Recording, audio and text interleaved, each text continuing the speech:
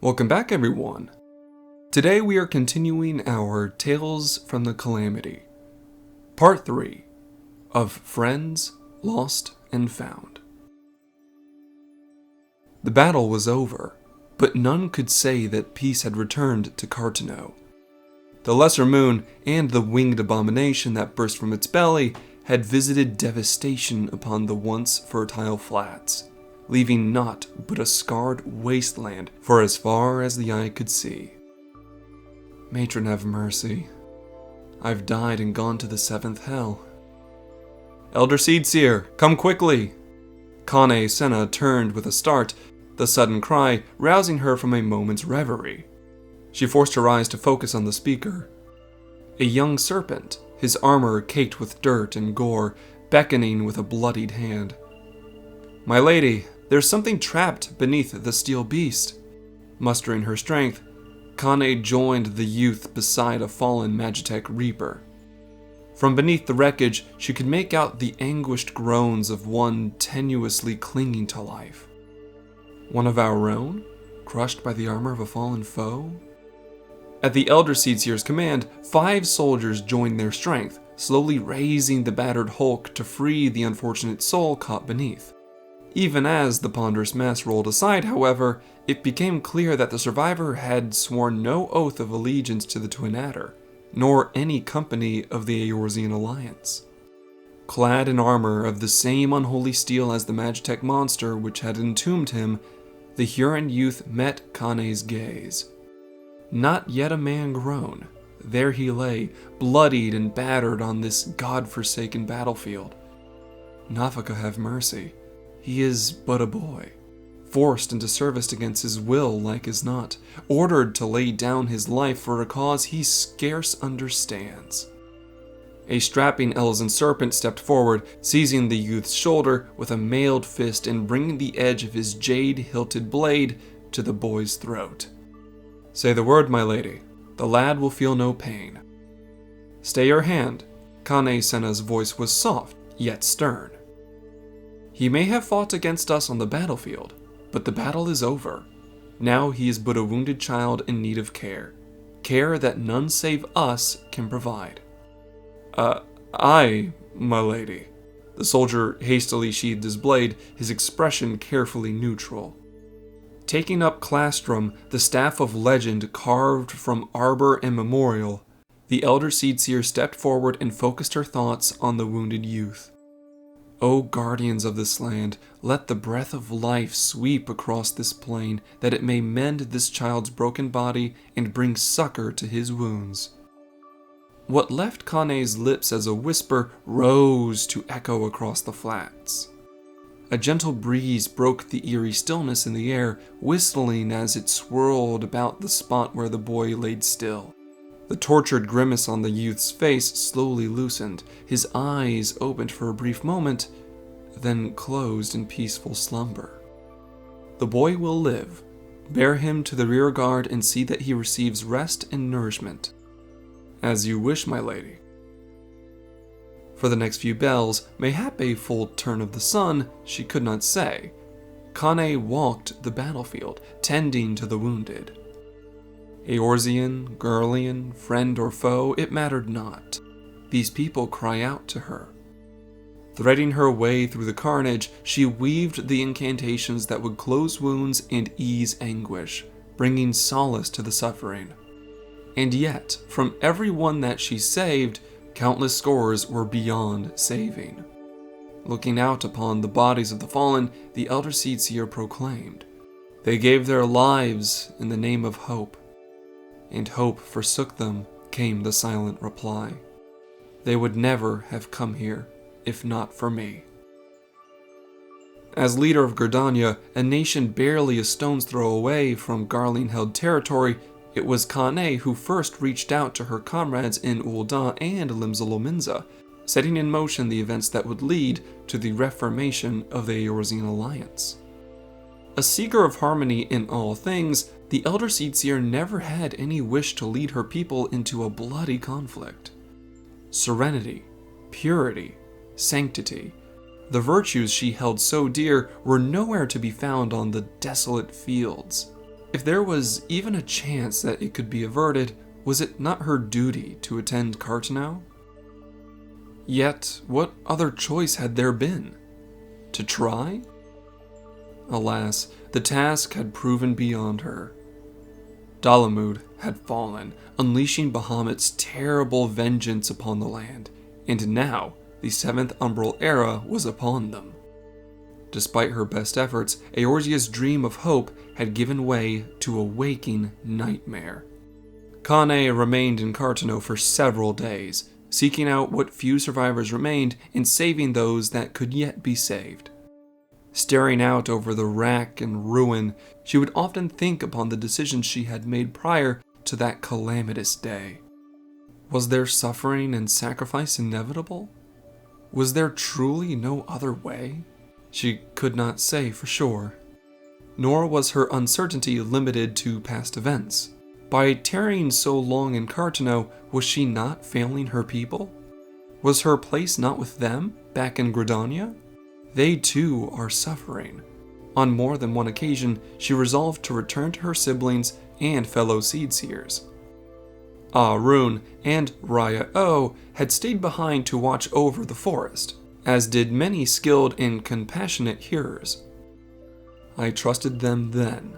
I must trust them now. Those who have sacrificed themselves on the battlefield had done so at her command. Until I have done all that I can for them, my place is here. In the faces of the men and women she saved from death and suffering, she found the strength to carry on. The sun rose and set, and one day blurred into the next. But toward the close of the first week, the searching parties had begun to return empty-handed.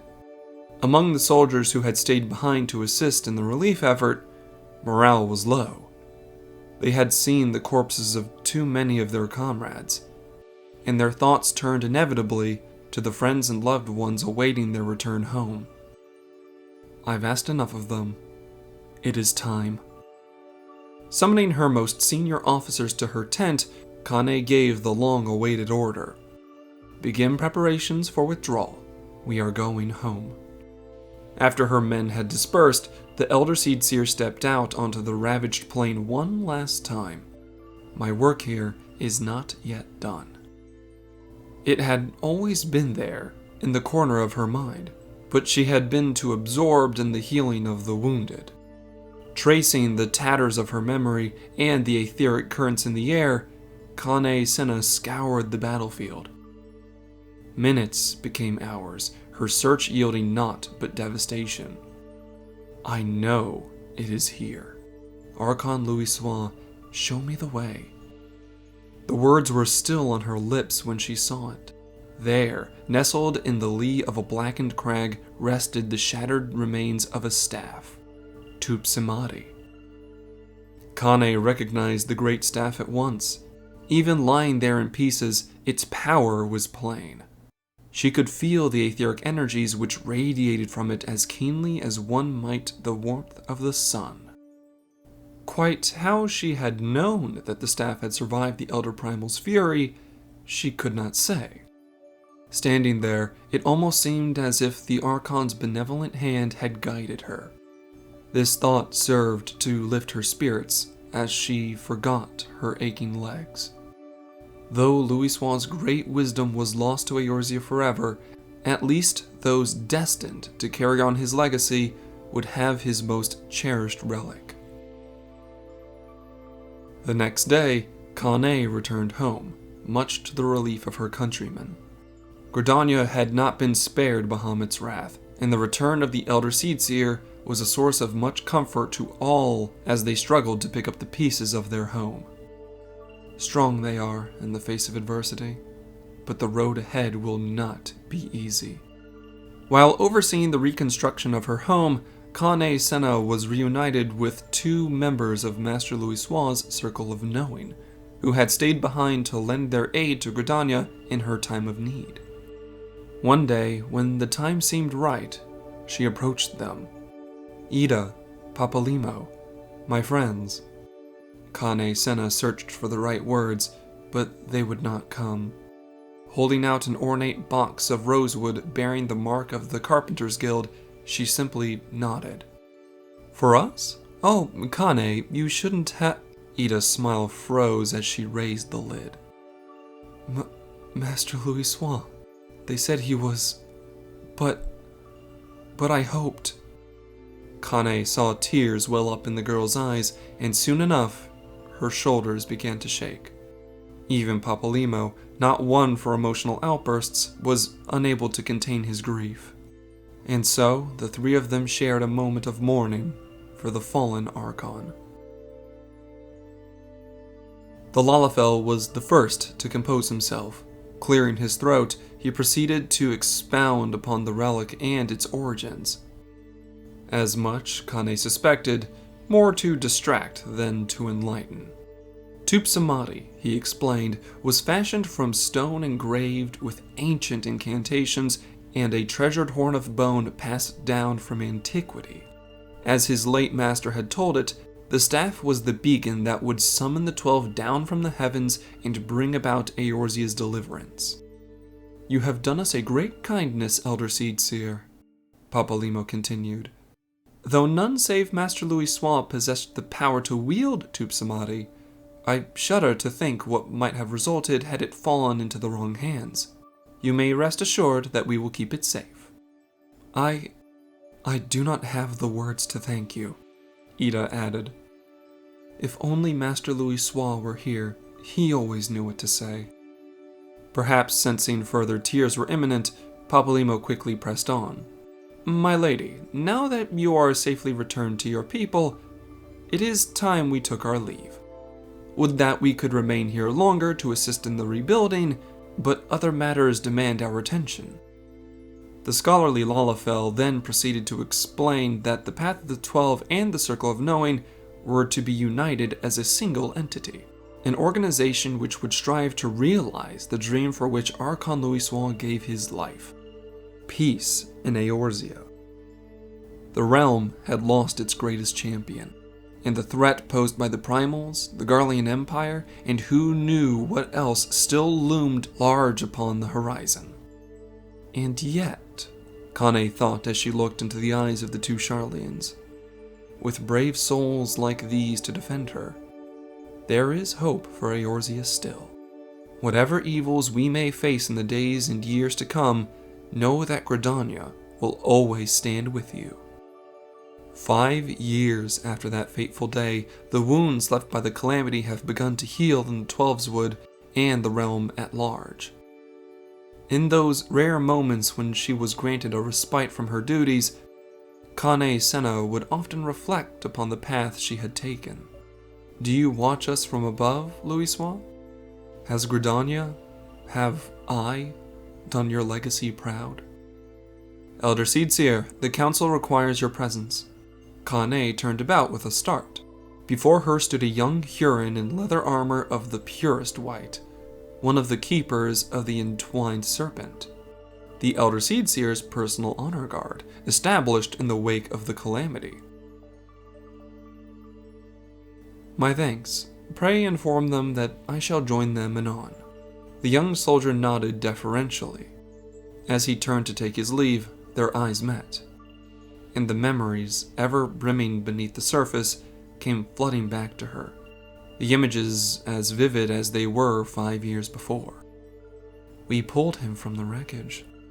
He was but a boy, alone and afraid. Wait, I will go now. Pray, accompany me. As you wish, my lady. The youth gave a slight bow as he took his place by her side. There are few wounds that time cannot heal. Even those who once stood across the battlefield as enemies, through effort and understanding, may one day find themselves standing shoulder to shoulder, the stoutest of allies. Offering a silent prayer to Archon Louis and the friends she had lost, Kane turned her thoughts to the friends who now stood with her, and the countrymen who looked to her for wisdom and succor. The true rebirth of this realm has only just begun. As the sun's warm light streamed through the leaves and down upon the path before her, Kane Senna strode purposefully forward.